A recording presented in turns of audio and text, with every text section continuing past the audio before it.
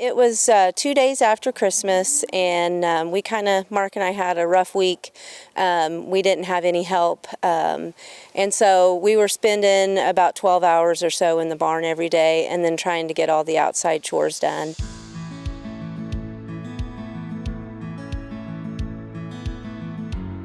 He decided to, in between milkings, to go move some dirt in the skid steer.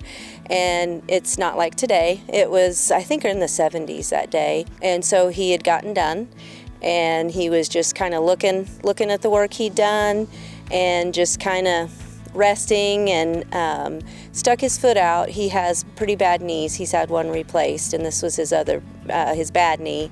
And he kind of stuck it out of the skid steer, and we don't know if he nodded off, if he just adjusted himself, and the bucket was raised up just a bit, just enough over his foot, and when he hit that, it slammed it down. It's the step plate that actually got his foot pretty bad. It smashed. It didn't break his leg. I don't know how it didn't break his leg. It just shattered his ankle, and every single bone is completely fractured and such. It degloved. They keep using the word degloved. So it doesn't look as bad on the outside. It doesn't look as bloody and gory as everyone thinks, but it's all the inside damage that it did. So all the soft tissue was completely ripped away from his bone, and muscles, ligaments, joints, all of that. We're blessed. We're very thankful that he's here. We went through that.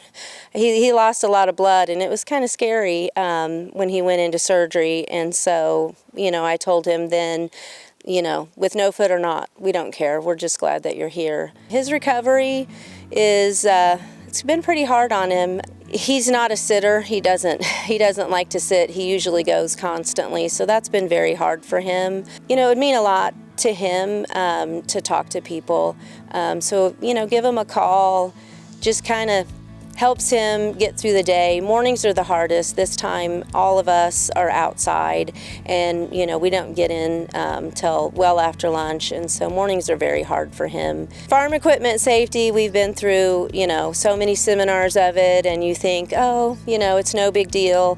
We don't wear loose clothing around PTO shafts. Everybody knows that. But when you're overworked and you're tired, and that seems to, when the accidents happen, you just have to, I don't know, I guess, just really slow down. That's what I try to tell Mark when he's going 90 to nothing. Just slow down and breathe, recollect yourself, and go on. Mistakes happen, and, if we didn't have our family in place and we didn't have things in place, different protocols and such, it'd be difficult for us to keep going, but Fellwock Dairy isn't going anywhere. I've heard a lot of talk of when we're selling, and we're not selling. We have no plans of that.